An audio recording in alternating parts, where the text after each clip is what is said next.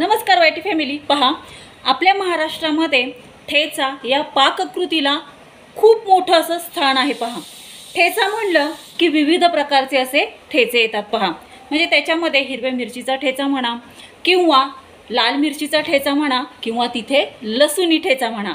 हो YT family, आपल्या महाराष्ट्रामध्ये एक असा ठेचा आहे तो म्हणजे लसूणी ठेचा। हा लसूणी ठेचा अद्याप कुणी आपल्या यूट्यूब चॅनलवरती दाखवलेला नाही। हाच लसूणी ठेचा आपल्या यूट्यूब चॅनलवरती प्रथमच आज आपण दाखवणार आहोत, तो पण अगदी ट्रेडिशनल पद्धतीने। तर वाईटी फॅमिली, तुम्हाला पण हा महाराष्ट्रीयन लसूणी ठेचा शिकायचा असेल आणि याचा स्वाद घ्यायचा असेल तर हा व्हिडिओ तुम्ही संपूर्ण पहा। व्हिडिओ आवडला तर व्हिडिओला नक्की लाईक करा। मी भारतातील पुणे जिल्ह्यातील तृप्ती स्वागत करते तुमचं पुन्हा एकदा आपले यूट्यूब चॅनल @तृप्ती मेरे कुकिंग अँड ब्लॉगिंग वरती। सर्वांची तब्येत अगदी उत्कृष्ट असेल, अगदी अप्रतिम असेल अशी आशा करते। आज आहे कोणवार आहे? आज आहे 27 जून 2024 गुरुवार आहे आज। आणि आज ज्यांचा वाढदिवस आहे त्यांना wish you many many happy returns of the day. त्यांच्या सर्व मनोकामना पूर्ण ही स्वामीचरणी प्रार्थना करून आजच्या नवीन कुकिंग व्हिडिओला सुरुवात करते। तर पहा वाईटी फॅमिली, आज आपण लोखंडी तव्यावरील महाराष्ट्रीयन लसूणी ठेचा कशा पद्धतीने बनवला जातो ते आज आपण शिकणार आहोत। तर चला तर मग अधिक वेळ न दवडता आपण आपल्या डायरेक्टली रेसिपीकडे वळूयात आणि बनवूयात लोखंडी तव्यावरील महाराष्ट्रीयन लसूणी ठेचा।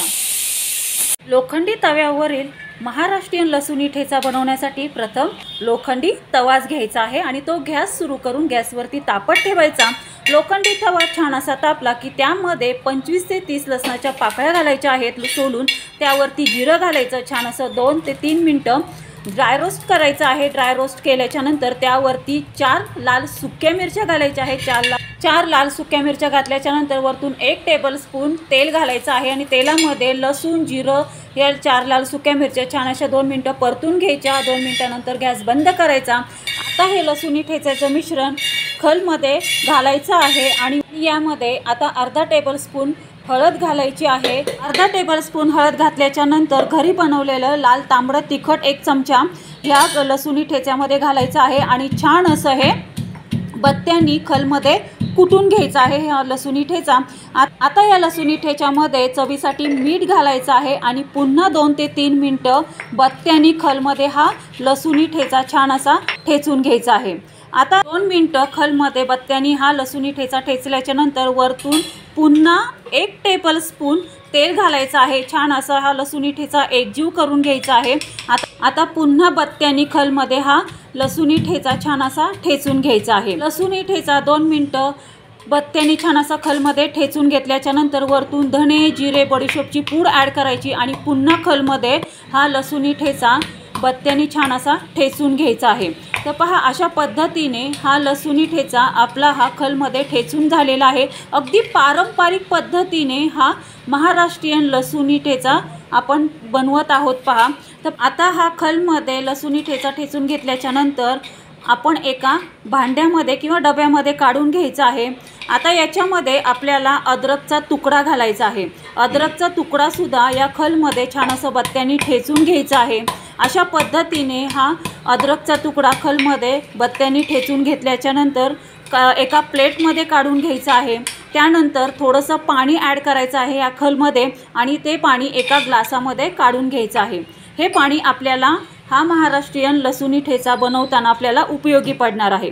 तर पहा, अशा पद्धतीने हे पाणी आपण एका ग्लासामध्ये काढून घेतलेलं आहे आणि अशा पद्धतीने हा लसूणी ठेचा आपण खलमध्ये छान असा ठेचून घेतलेला आहे। पहा, आणि त्याच खलमध्ये आपण अशा पद्धतीने हे अद्रकसुद्धा बत्त्यांनी ठेचून घेतलेलं आहे। आता गॅस पुन्हा सुरू करायचा आहे। गॅसवरती लोखंडी तवा ठेवायचा आहे।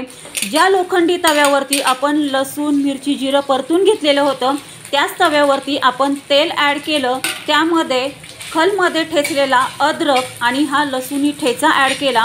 छान असं 2 ते 3 मिनिटं परतून घेतलेलं आहे। आता वरतून आपण हे लसूणी ठेचाचं छान पाणी आहे ते पाणी ह्याच्यामध्ये ॲड करायचं आणि पुन्हा 3 ते 4 मिनिटं छान असं परतून घ्यायचं आहे।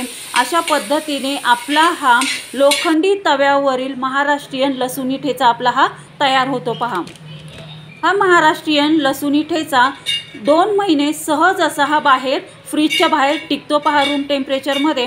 हा महाराष्ट्रीयन लसूणी ठेचा तुम्ही भाकरीसोबत, सँडविचसोबत, शिवाय चपातीसोबतसुद्धा तुम्ही खाऊ शकता। A1 आपण जी खिचडी करतो त्या खिचडीसोबतसुद्धा हा महाराष्ट्रीयन लसूणी ठेचा खूप उत्कृष्ट लागतो।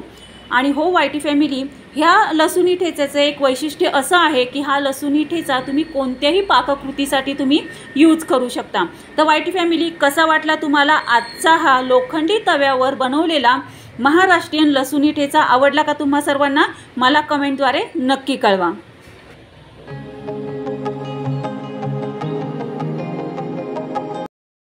फॅमिली, अशा पद्धतीने आपला हा लोखंडी तव्यावरील महाराष्ट्रीयन लसूणी ठेचा आपला हा तयार झालेला आहे। आणि हो वायटी फॅमिली, हा लोखंडी तव्यावरील महाराष्ट्रीयन लसूणी ठेचा आपल्याकडे विक्रीसाठी सुद्धा उपलब्ध आहे। जर तुम्हाला हा लोखंडी तव्यावरील लसूणी ठेचा ऑर्डर करायचा असेल तर ह्या व्हिडिओच्या खाली डिस्क्रिप्शन बॉक्समध्ये मी व्हॉट्सअप नंबर देते। त्या व्हॉट्सअप नंबरवरती तुम्ही हा लोखंडी तव्यावरील महाराष्ट्रीयन लसूणी ठेचा तुम्ही ऑर्डर करू शकता। वायटी फॅमिली, कसा वाटला तुम्हाला आजचा हा कुकिंगचा व्हिडिओ? आवडला का तुम्हा सर्वांना? आजचा हा कुकिंगचा व्हिडिओ तुम्हाला आवडला असेल तर नक्की अशा पद्धतीने तुम्ही पण बनवून पहा लोखंडी तव्यावरील हा महाराष्ट्रीयन लसूणी ठेचा। तुम्ही पण हा बनवून पहा, तुम्ही याचा स्वाद घ्या आणि घरातल्यांनाही याचा स्वाद घ्यायला द्या आणि मग मला कमेंटमध्ये कळवा की आज आपण हा लोखंडी तव्यावरील महाराष्ट्रीयन लसूणी ठेचा बनवलेला आहे, हा तुम्हाला कसा वाटला ते। वायटी फॅमिली, तुम्हाला जर असेच मस्त चमचमीत झणझणीत रेसिपी शिकायची असेल आणि यांचा स्वाद घ्यायचा असेल तर आपले YouTube channel @cooking cooking and ब्लॉगिंगला लाईक, शेअर आणि सबस्क्राईब करा। सबस्क्राईब करून ऑल बेल बटन प्रेस करा, म्हणजे जेव्हा माझे कुकिंग अँड ब्लॉगिंगचे व्हिडिओ पोस्ट होतात तेव्हा त्याचे नोटिफिकेशन तुम्हाला येतील आणि असेच मस्त चमचमीत झणझणीत रेसिपी तुम्हाला शिकायला मिळतील आणि त्यांचा स्वादही घ्यायला मिळेल। धन्यवाद। Have a good day. भेटूयात आपण अशाच नवीन रेसिपी सोबत नवीन कुकिंग अँड ब्लॉगिंग व्हिडिओमध्ये। तोपर्यंत सर्वांनी तब्येतीची काळजी घ्या, मस्त खा आणि स्वस्थ राहा। धन्यवाद।